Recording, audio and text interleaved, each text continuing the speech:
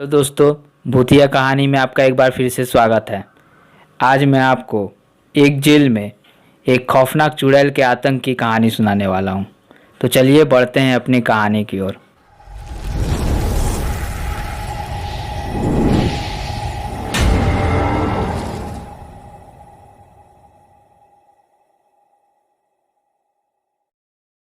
मेरा नाम किशन लाल मौर्य है।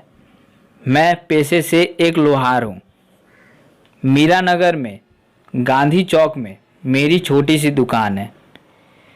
मेरे घर में मेरी बीवी हेमा और बेटा योगेश है। वैसे तो दुकान का कामकाज ठीक ठाक चल रहा था, पर मेरे काम में तेजी मंदी भी चलती रहती थी।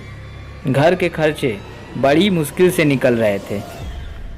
एक दिन एक ग्राहक आया और उसने मेरी दुकान पर आकर एक लोहे की जाली बनवाने का ऑर्डर दिया। मुझे पक्का याद है कि उसने एडवांस में 500 रुपये दिए थे, पर जब वह तैयार हो चुकी जाली लेने आया तो वह जिद करने लगा कि उसने 1000 एडवांस दिया था।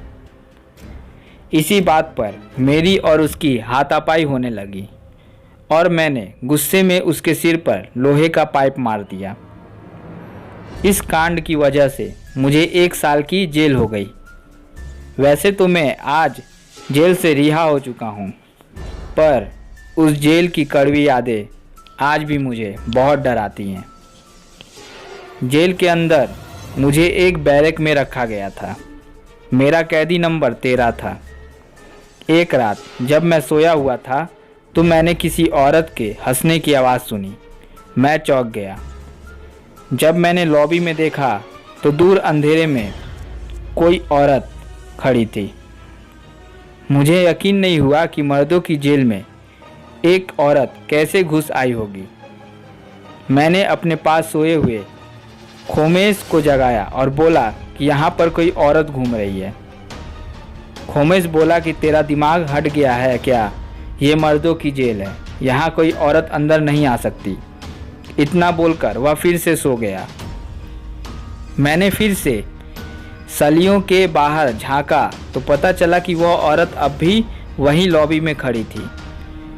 मुझसे रहा नहीं गया तो मैंने उसकी ओर पानी का गिलास फेंका। मेरी इस हरकत से उसने मेरी ओर देखा और अंधेरे से उजाले में आने लगी। वह एक सजी धजी जवान औरत थी। वह हमारे सेल के पास आकर रुक गई। मैं डर के मारे थोड़ा पीछे हट गया।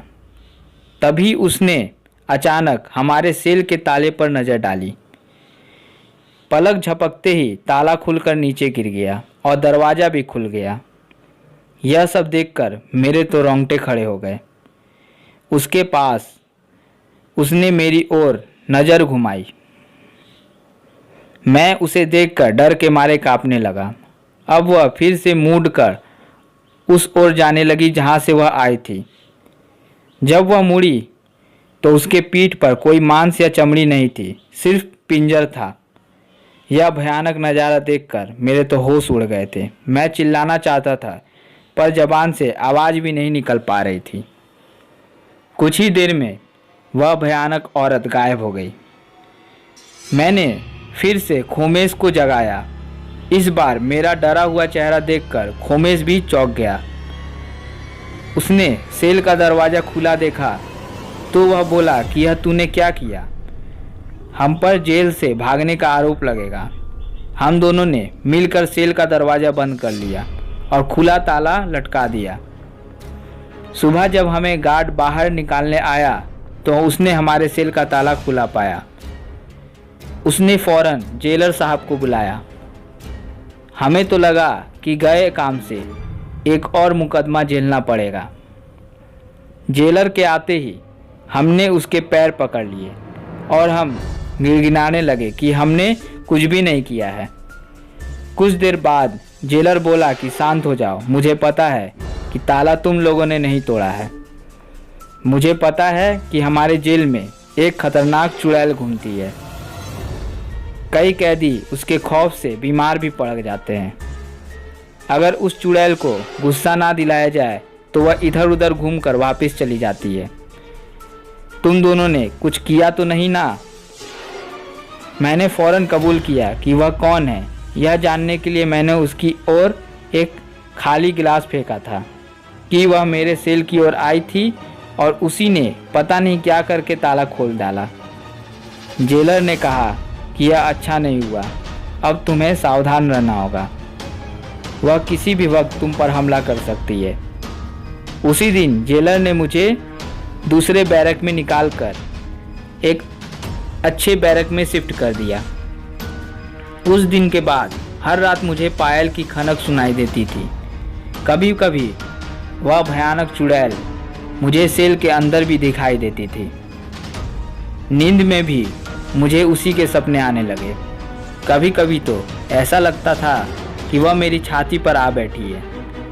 ऐसे ही दिन पर दिन मेरा डर बढ़ने लगा और मैं बीमार पड़ने लगा।